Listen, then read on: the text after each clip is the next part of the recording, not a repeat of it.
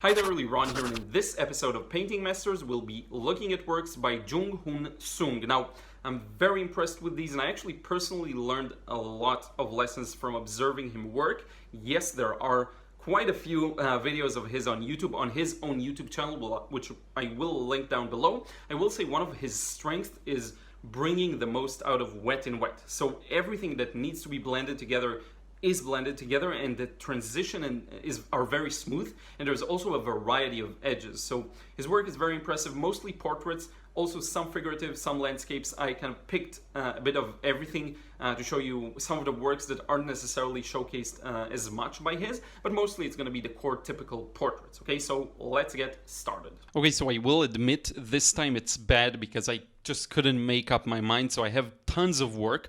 What we're going to do is go over some works that I consider his typical style. Then what we're going to do is look at some different things that I was able to find, which I'm really happy about because you'll have to do a little bit of digging up to find them. So this, I think, is a portrait that really showcases his best work. This is from 2019, and luckily he actually writes down the dates, which helps us see the progression in the style, in the preferences, in color choices, many different aspects, and you can actually see the improvement, which is great. You're going to improve at any level, even when you get started or when you're super advanced. I was just now thinking about how one of the works that I considered about 2 years ago one of my best now looks like a typical average work. So this, it really showcases it. Beautiful use of highlights, but not overdone. But then he has this, he makes the best out of wet in wet. That's the main thing I noticed. He really works on an area before he moves on to the next, which is something that I find very impressive because he makes the most out of every area of the face, of the painting, whatever. Now, another thing he does a lot is the whole blending of areas that are less important, giving areas of bigger significance more attention, and letting the rest blend kind of towards the edges, which is, again, really, really cool. Here's another beautiful example. I love when he uses these beautiful contrasts. He makes use a lot of wet in wet for the backgrounds. So he will pre-wet this area and then pour the paint into it, which makes sense because it's such a large space and he's using a quite light wash for it, so it makes sense. Notice how he increases the contrast here right around the chin. Now, aside from that, I just think his edges are smart. If you notice here, it starts dark, then it goes a little lighter, and that's a very sharp shadow that is cast by her hat. But then around here, when it transitions from the cheek to the neck, it's a very smooth transition. And then again, it's a sharp transition, then a bit of a smoother transition. So there's a very smart use of edges in his work, and he does a wonderful job at that. Now, again, he's a master of wet and wet. First, for making the most out of every area, but notice this little section here. He actually painted the pattern of her shirt using wet and wet, and it actually makes sense. You can kind of, let's zoom out together, and you see it actually looks like the different design on the shirt. So very clever use of that. And then we have also the dry brush, which kind of contrasts with the softer transitions and does a beautiful job at balancing it out. Here we have this beautiful stain of wet and wet with the cauliflowers. It doesn't matter because it's not in the focus. What matters is that everything here is tight and works well. So now I'm going to run through them because there's a lot to look at. But this one, for example, I love how he treated the dry brush to the edges of the hair. And notice how good of a job he did here with bringing out the curls. That requires a lot of planning because you have to really draw the shape of the hairs to get it right. Very clever use of highlight, white paint or opaque paint or whatever. He uses very rough paper as well, so that I really like the end result. And again, notice the shadow cast by the curls. And the shadow here, it's just beautiful. And here he lets it kind of blend. The hair actually blends into the background so that it doesn't take too much of our attention away. And the eyes are strong blue. It's just beautiful. Probably the model had that as well, but you know, it's very smart. Here I wanted to show you a work that is a bit more transparent, feeling a bit more transparent, especially the hair here. So I'm trying to give you a variety of different subjects. Notice how red the shadow is here, conveying there's this probably a strong sunlight coming from the back or from, behind her.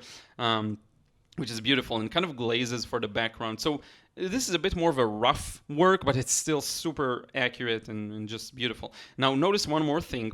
In the shadow of the hair, if you zoom out a bit, you'll notice the temperature play here is really working nicely. You have a lot of warm on the face and then a lot of cool in the hair. A variety of edges and a good accurate drawing. It has it all, everything, a bit of transparency, really has it all here. Let's see here. I wanted to show you some more figurative works. Notice especially the skirt, or what she wears, how it blends into the background. There's always a variety of edges. So here it's very sharp and crisp, but then around the edges it's super blurry. Now notice again the wet in wet work. On the leg you can see he put in this shadow and then put this brush stroke wet in wet, which leads to a nice even blend. So it's a gradual transition. And he does work in several layers, but his method of making the most out of each one of them is so good. And the way he edits the picture. Notice the small, very insignificant, quote-unquote, details he leaves in white that show the light well. A very good balance of mid-values, darks, and highlights. You can see there are a lot of mid-values here. So it is very accurate on that level as well. Here's another beautiful work, especially for this one. I love the lips, how he did those with the variety of purples and reds, and also the dry brush on the hair, really spectacular. Actually showing the hair. I actually will show you later on a picture from the process, or maybe I showed it to you, earlier in the intro. You saw a picture of the process of this from the side. And again, look at the shadow by the hair. Not too dark. All the face are in mid-value, which is very challenging, by the way. When you have a large section of the face in mid-value and then some stronger shadows, it's very challenging, and he handles it really interestingly here. It's very easy to go too dark with this section, and he just does what's necessary. This one is one of my favorites, really. Such an amazing control of the medium with all of the processes here. And as I mentioned of the hairs, as I mentioned, he does have a couple of videos of working and painting, so you really want to check these out. I will link everything down below, obviously. And again, blurry around the edges, sharp around the focal point, and a bit of blurry here around the beard. Probably because he pre-wet the background and some of it seeped through and kind of flowed into that. So you get a nice variety of edges, and everything is blended together where it needs to be, which is very impressive. This one, what I like the most, obviously it's a straw hat and you can see the light pouring through it. Now notice if I zoom in, he even blended the edges of those highlights. So I have no idea exactly how he did it, if he lifted or I don't know. I really don't know. Maybe it was masking fluid and then masking tape or fluid and then scratching the edge. I'm really not sure about the technique, but it's really impressive. And you can tell what type of head it is by these gaps of light, and just beautiful. And I love, again, the combination of the blue and the yellow and a bit of red, a lot of primary colors. This is my kind of work.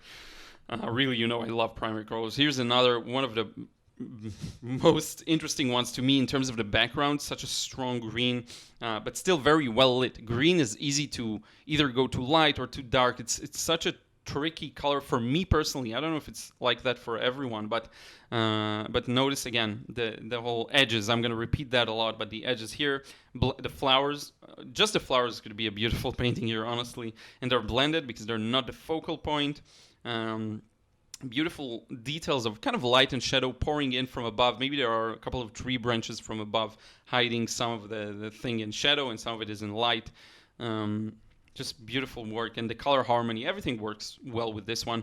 Here we have what I wanted to show you, especially with this one, is notice how how he blended the back of her. I don't know what you'd call this, not a headband, but you see here it's very sharp, and here it's out of focus. So he actually painted some of these and then wet them over them, and probably he did some of these wet and wet as well, meaning he first wet and then added the red and green, which is very impressive. I don't necessarily like the color harmony here or the rest of the painting. I feel it's too muted for my personal taste, but it's beautiful. And this area is really beautiful. And it's probably correct, color harmony wise. Here's another one. What I like the most here is the texture in the background is so accurate. And it also reminds me kind of Sargent, the whole clothes and how he treats them with lots of very abstract shadows that just convey the message perfectly. This, I don't know how he did these with maybe masking tape or masking fluid, sorry. This maybe also with masking fluid. There's a lot of wet and wet action. It's very hard to save these kinds of highlights. So I would assume maybe some of that.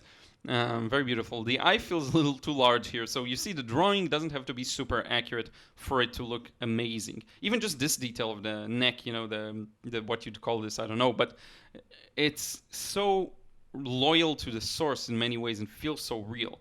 Another one, I really like the colorfulness of it. And again, always a variety of edges, a lot of dry brush next to blended lines. So just very, very smart work. This one I wanted to show you because I feel like it's a smaller work, and I wanted to show you how by the size of the dry brush marks, the gaps of the dry brush, you can actually tell how big or small the piece of paper is. Because I'm going to show you in just a moment. Notice the size of these grains of the paper. Because it's a smaller piece, you can see them better. I'm going to show you in just a few moments grains that are a little smaller, and hopefully you'll get the point. Here, again, I wanted to show you another more transparent work, because there seems to be a lot of works that feel very punchy and very opaque. So this is a good transparent example. Notice the beard just blending into the background. Such a smart use of just, you'll see the processes. The way he does this, for example, he pre-wets everything, and then he paints a little more inside, and then it flows a bit out. And he wets more than just the area he wants to work on, so that there are blended edges. This is how he does it. I've seen him not blend as much existing edges, but more pre-wetting and then pouring in the paint. And he has really good control wet and wet. This one, notice the size of the grain here compared to the previous one. It's very small. The dry brush grain, the result of the dry brush, it's much smaller, so you can tell it's a bit of a larger piece. And this one just made me laugh. I love it. It's so funny because of the movement. It's like money. I think that's what it means. So really, really cool. Another really beautiful one. This is just so good. Notice the edges again, sharp, blended, and you have to be able to do all of these things quickly in the moment, because when you look at the edges in real life, it does work that way. So you have to be able, even if you just look at my face now, a lot of sharp, a lot of blended. I wanted to show you a still life. I didn't find any other still lifes but that. Maybe it's easy to find. I just looked at his Facebook page and some other places. And again, notice very good control of the edges in wet and wet. And by doing that, you dictate to us, the viewer, what it is you want us to focus on. So I know that the edge of the pomegranate doesn't matter as much as this piece that's cut out and is very sharp.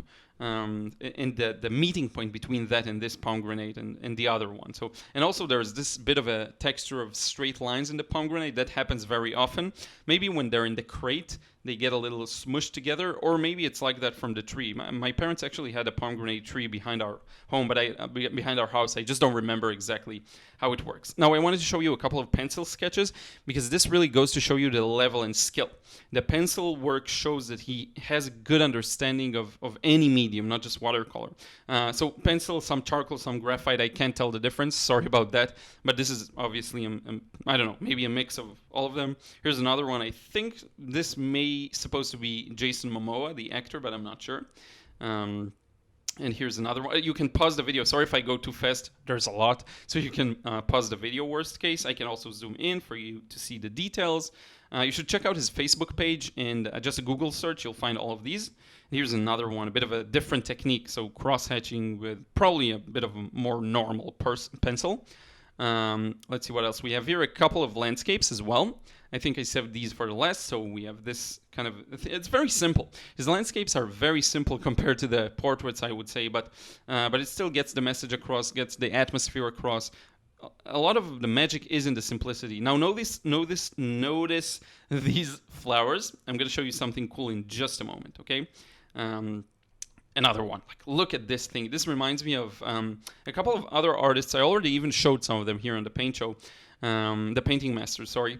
And this play of warm and cool, very common. You see here a lot of coolness and then a lot of warmth. And he does it in an interesting way where the coolness is actually in the sides that are more exposed to the light. And then the deeper shadows, he put a bit of warmth in them, probably reflected by the ground or even by the water surface here at the bottom, and it looks great. And if you look at the mountain, you could say, this is overworked, but it's not, because even these dry brush strokes, as soon as you zoom out, and the trees, the edge of the trees isn't as graceful maybe. So you see here, it's not photorealistic. It's not literal. Sorry, it is kind of photorealistic. It's not literal. He doesn't show every edge of tree, which some artists do. Zoleds, I think, does that. I showed him a while back. But he doesn't do that, but it still looks kind of super realistic and awesome. Here's another one, simpler one. Looks kind of like a sketch, probably done quicker, but has the gist of the scene and the beautiful atmosphere there. And I think this is the last one. Remember the flowers I told you about earlier. So check this out. Very similar, and I think this may be masking tape he still hasn't removed. This was obviously done with masking fluid, because you can't save all of these highlights that accurately. You have to use masking. For some works, you have to use them. And this is pretty much it. Just before we wrap it up, I want to show you his self-portrait, which is incredible. I actually learned a lot from his work. I wrote down for myself a couple of insights and things I want to try and test out and play around with myself. And I feel like this is a major discovery for me, his art, and I will definitely try making some studies. That's the best way of seeing, it's really harder than I thought. I will try and follow some of his processes. But with that being said, let's wrap it up. So I really hope you enjoyed this episode. I will say I have one serious takeaway from this, and that is maybe to put more emphasis, of course, on wet and wet and try to develop that technique, but also to notice my edges, I think, in the overall composition. So to really put a lot of thought into, is it clear for the viewer where the focal point is? Or can I make things a little more obvious using edges, using temperature, using vibrancy of the color? So quite a lot to learn from his work. There are a lot of subtleties and things I can't pick up.